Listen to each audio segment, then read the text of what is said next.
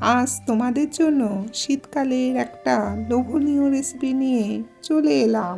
Recipe টক ঝাল মিষ্টি চটপটা জলপাইয়ের আচার। টিপস সহ রেসিপিটা আজকে তোমাদের দেখাবো। তাহলে চলো রেসিপিটা শুরু করে দিই। নমস্কার বন্ধুরা, হরেক হরেক অম্বাতে তোমাদের স্বাগত। জলপাইগুলোকে ভালো করে ধুয়ে রাখা হয়েছে। এখানে মোট 500 গ্রাম জলপাই নেওয়া হয়েছে। তোমরা জলপাইয়ের বোটাটা শুধু খুলে ফেলবে না, বোটার দিকের অনেকটা অংশ কেটে ফেলে দেবে। দেখো, ঠিক এইভাবে কাটবে। বোটার ভেতরের অংশে অনেক ময়লা থাকে, তাই কিছুটা অংশ কেটে ফেলে দিলে জিনিসটা হাইজিনিক হবে। আমি যে কোনো রান্নার দুটো জিনিস খুব মেনটেন করি। একটা হচ্ছে স্বাস্থ্যকর হতে হবে আর খেতেও ভালো হতে হবে। এবার জলপাইগুলোকে সেদ্ধ করতে দেওয়া হবে। তার জন্য কড়াইতে জল গরম করতে দেওয়া হলো। দিল 2 চামচ নুন।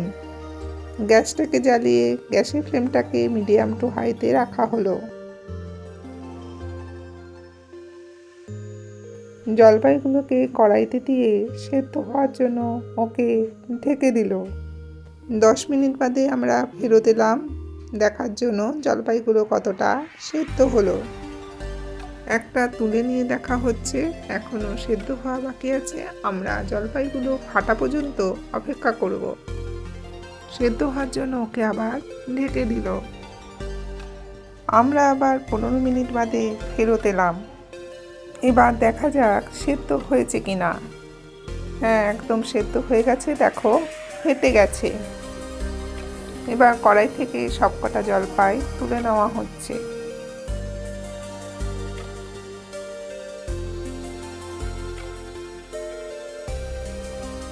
হাতার সাহায্যে জলপাইগুলোকে একটু মেখে নিচ্ছে।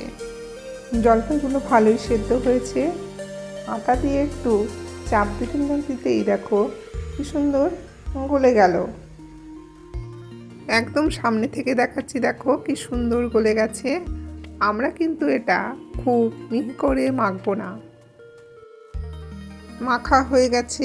এবার চলো পরের ধাপে। এবার একটা ভাজা মশলা রেডি করে নিতে হবে। প্রথমে দিল 3টে শুকনো লঙ্কা, নেওয়া হয়েছে 2 চামচ পাঁচফোড়ন, 2 চামচ ধনে আর 2 চামচ সাদা জিরে। এগুলো একসঙ্গে দিয়ে দিল কড়াইতে। এগুলো হালকা করে ভেজে নিতে হবে, বেশি ভাজা যাবে না, তাহলে কিন্তু গন্ধটা অনেকটাই উবে যাবে। এটা ভাজা হয়ে গেছে, তাই নামিয়ে নিল। আরেকটু সাদা জিরে রাখবে, তাই এখানে 1 চামচ জিরে দেওয়া হলো। তাহলে জিরের পরিমাণ মোট 3 চামচ। শুকনো লঙ্কাগুলোকে আরেকটু ভাজা হবে, তাই এর মধ্যে দিয়ে ভেজে নিচ্ছে। এটাও ভাজা হয়ে গেছে। এবার শিলনোড়ায় বেটে নিতে হবে। এই মশলাগুলো কিন্তু শিলনোড়ায় মিহি করে বাটা হবে না, আধ বাটা হবে। এটারও একটা কারণ আছে, সেটা তোমাদের পরে বলছি। আমাদের বাটা কিন্তু হয়ে গেছে। দেখো, একদম সামনে থেকে দেখাচ্ছি, বাটাটা কিন্তু মিহি হয়নি। এবার চলো মূল পর্বে। কড়াইটা গরম হলে ওর মধ্যে 50 গ্রাম সর্ষের তেল দিয়ে দিল। ফোড়নের জন্য দিল প্রথমে শুকনো লঙ্কা। শুকনো লঙ্কাটা একটু ভাজা ভাজা হওয়ার পর ওর মধ্যে দিল 1 চামচ পাঁচফোড়ন।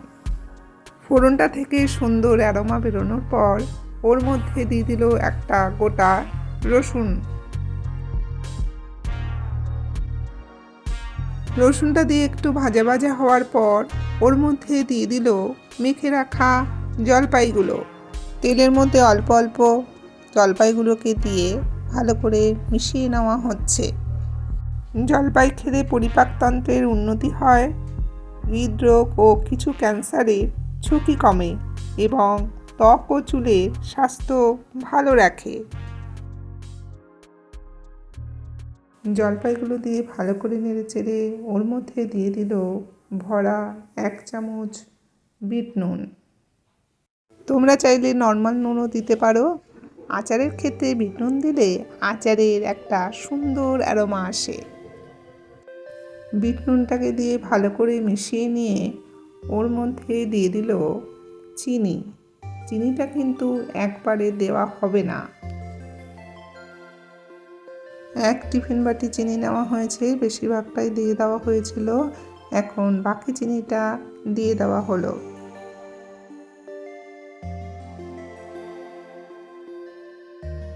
চিনিটা দেওয়ার পর অনেকটাই জল ছেড়েছে, এই জলটাকে কিন্তু টানিয়ে নিতে হবে। আবার দিল বিট নুন, এখানে হাফ চামচ বিট নুন দেওয়া হলো। আগে দিয়েছিল 1 চামচ, এখন দিল হাফ চামচ, মোট 1.5 চামচ বিট নুন দেওয়া হলো।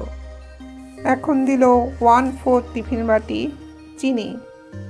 একবারে চিনি দেওয়া হচ্ছে না, টেস্ট করে দেখে কতটা টক আছে সেই বুঝে চিনিটা দেওয়া হচ্ছে। কিছুক্ষণ নেড়েচেড়ে ওর মধ্যে আবার 1/4 টিফিন বাটি চিনি দিয়ে দেওয়া হলো। তাহলে চিনির পরিমাণ মোট দেওয়া হলো 1.5 টিফিন বাটি। 500 গ্রাম জলপাইয়ের মধ্যে মোট চিনি দেওয়া হলো 350 গ্রাম। এখানে আগে দিয়েছি জলপাইয়ের হাতে মাখা চাটনি, এখন দিচ্ছি জলপাইয়ের আচার। দুটোই কিন্তু অসাধারণ খেতে হয়। আসলে তোমরা কতটা টক বা মিষ্টি খাবে সেই অনুযায়ী কিন্তু চিনিটা দিতে হবে। এখানে আমরা চিনি দিয়েছি, তোমরা গুঁড়ো দিতে পারো। এখন দেওয়া হচ্ছে ভাজা গুঁড়ো মশলা। তোমাদের আমি বলেছিলাম মশলাটা কেন আধবাটা করা হচ্ছে। তোমরা যখন আচারটা খাবে তখন মশলাটা যখন মুখে পড়বে তখন এর গন্ধটা অসম্ভব ভালো লাগবে, আর আচারটার স্বাদ দ্বিগুণ বেড়ে যাবে। প্রথমে 2 চামচ গুঁড়ো মশলা দেওয়ার পর একটু নেড়েচেড়ে আবার 2 চামচ গুঁড়ো মশলা দিয়ে দেওয়া হলো। আমাদের আচার কিন্তু রেডি খাবার জন্য। এই আচারটা তোমরা অনেক দিন ধরে রেখে খেতে পারবে। মশলাটা দিয়েই কিন্তু গ্যাসটাকে অফ করে দেওয়া হলো। এবার একটা পাত্রে বেড়ে নিচ্ছে। রেসিপিটা কেমন লাগলো কমেন্টে জানিও। ভালো লাগলে লাইক শেয়ার করার অনুরোধ রইল। তোমরা সবাই ভালো থেকো, সুস্থ থেকো। আবার আসছি নতুন এক ভিডিও নিয়ে।